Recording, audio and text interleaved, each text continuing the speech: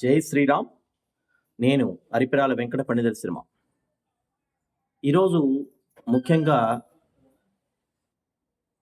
నేను ఒక విషయం తెలియజేయదలిచి ఈ ప్రసార మాధ్యమంలోకి రావటం జరిగింది.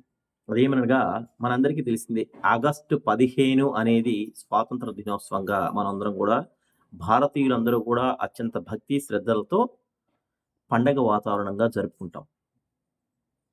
అయితే భారతీయులందరూ కూడా తెలుసుకోవాల్సిన ఇంకో విషయం, కొద్ది మందికి తెలుసు. అయితే ఇప్పుడు రాబోయే తరాల వారు, ఈ తరంలో ఉన్న కొద్ది మంది కూడా అందరూ కూడా తెలుసుకోవాల్సిన విషయం ఆగస్టు 14 చీకటి దినం. దీనినే చీకటి దినం అంటారు.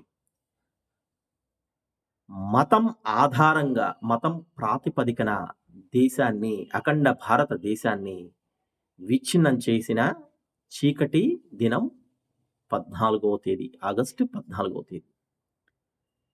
వేలాది మంది హిందూ సోదరులు ఊచకోత కోయబడి మరణించినటువంటి అత్యంత శోచనీయమైన, చరిత్రలో గుర్తుపెట్టుకోవాల్సినటువంటి ఈ 14వ తేదీ గురించి ఎందుకు నేను ఈరోజు తెలియజేస్తున్నానంటే, మనం అందరం కూడా భక్తి శ్రద్ధలతో, ఎంత భక్తి, దేశభక్తితో ఆగస్టు 15 జరుపుకుంటున్నామో, అదేవిధంగా ఆగస్టు 14వ తేదీకి సంబంధించి అనేక మంది మన భారతదేశం యొక్క స్వాతంత్రం కోసం ముష్కరుల నుంచి, మనల్ని పీడించిన వాళ్ళ దగ్గర నుంచి కూడా, మనందరికీ కూడా స్వాతంత్రం కల్పించడం కోసం ఎంతోమంది ధన మాన ప్రాణాలతో అసూలు బాసి ఉన్నారు. మరి ఆ రోజున ఎవరైతే అసూలు బాసి ఉన్నారో, ఎంతమంది అయితే ఈ ఘోరంలో ఇబ్బంది పడ్డారో, వారి అందరికీ కూడా మనం అందరూ కూడా నివాళులు అర్పించవలసిందిగా, విధిగా మనం చేయవలసిన బాధ్యత భారతీయులుగా మనందరం మీద ఉన్నది. ధర్మో రక్షతి రక్షిత. ధర్మము అనంగా భగవతారాధన చెయ్యటం మాత్రమే కాదండి, శాశ్వతమైన సత్యము, అనుసరించవలసిన మార్గము. అనగా ప్రతి ఒక్కళ్ళు కూడా భారతదేశం, మన దేశీయత, మన దేశము, దీనిలో కులము లేదండి, మతము లేదండి, జాతి లేదు. మనం అందరం కూడా భారతీయులం, భరతమాత ముద్దు బిడ్డలం. ఈ రోజున మనం అందరం కూడా కులాల వారీగాన, ఇంకో రకంగా కూడా రాజకీయాలు మాట్లాడట్లేదు, వాస్తవం తెలియజేస్తున్నాను. అంతర్గత పోరుల్లో పార్టీల ఆధారంగా కానీ ఏదైనా భారతదేశం లోపల మనం కొట్టుకుంటూ ఉన్నాం. కానీ మనం అందరం గమనిస్తే సరిహద్దుల్లో నిద్రాహారాలు మానేసి సైనికుల యొక్క ప్రాణాలు పణంగా పెట్టి ఉండటం ద్వారా ఈరోజు మనం స్వేచ్ఛగా మనం గాలి పీలుస్తూ ఉన్నాం. సరిహద్దుల్లో ఉన్నటువంటి సైనికులు వివిధ మతాలు, వివిధ కులాలకి చెందినటువంటి వాళ్ళందరూ కూడా సమిష్టిగా జై భరతమాత, జై భరతమాత అంటుంటారు. మనం అందరం చూస్తూనే ఉంటాం. ఆగస్టు 15, జనవరి 26 గనక అన్ఫర్లింగ్ డే కూడా మనం చూస్తే, ఆ ఫ్లాగ్ హాస్టింగ్ కానీ, లేకపోతే ఆ అన్ఫర్లింగ్ చేసేటప్పుడు కానీ, సరిహద్దుల్లో మన వాళ్ళు చేసే ఆ విన్యాసాలు చూసి మనం ఎంతో ఉత్సాహంగా, ఉద్వేగభరితంగా ఇదవుతాం.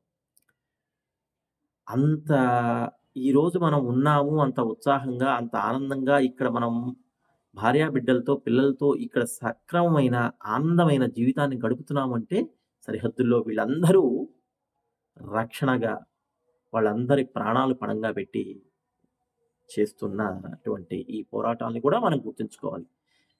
మనము గడిచిన ఒక 12 సంవత్సరాలు, 15 సంవత్సరాలు గనక తీసుకుంటే, భారతదేశం యొక్క పురోభివృద్ధి అంతెందుకండి, మొన్న ఈ మధ్య ఆపరేషన్ సింధూర్ జరిగింది.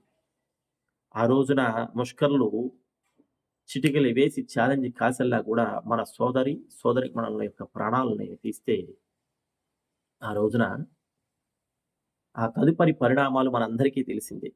ఏ రకంగా ఈరోజు భారతదేశము ప్రపంచం మొత్తం కూడా ప్రపంచ గురువు అయింది. ప్రపంచ గురువు మొదటి నుంచి ఉన్నదేనండి.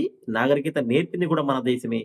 ఇప్పుడు ప్రత్యేకంగా గడిచిన ఈ 12, 13 సంవత్సరాల నుంచి గనక గమనిస్తే, భారతదేశం విస్తృతంగా ప్రపంచం మొత్తం కూడా భారతదేశం యొక్క ఐడెంటిఫికేషన్ అందరికీ తెలియబడటం జరిగింది.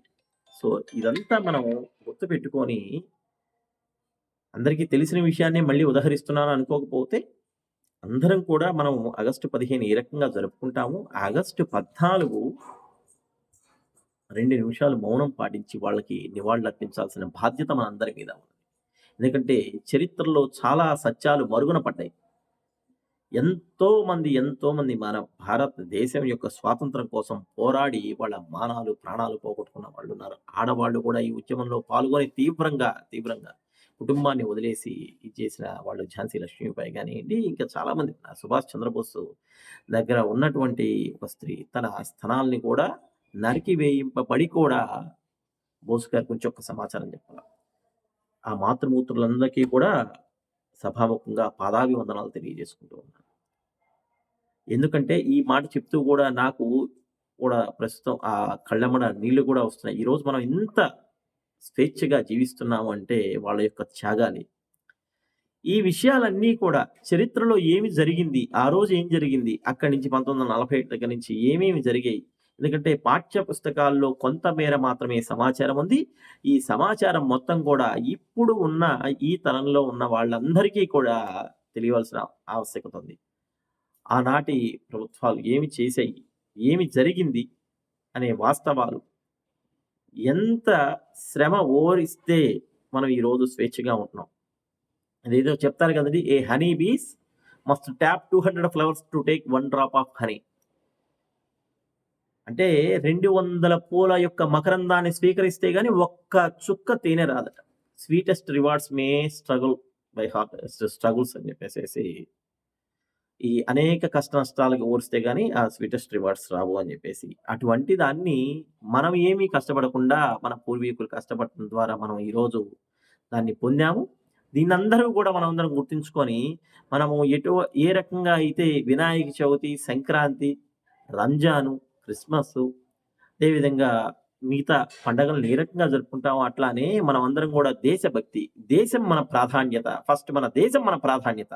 కులాలు, మతాలు అవి తర్వాత. మనం ఉంటే కదండీ! కులాలు గాని, మతాలు గాని లేకపోతే ఇవన్నీ ముందు మనం జీవించి ఉంటే కదా! అందుకని ముందు మనమందరం భారతీయులం. చెప్పండి అందరూ గూడా జై భరతమాత, జై శ్రీరామ్, జై హింద్. ఓం నమో నమః. జై భారత్.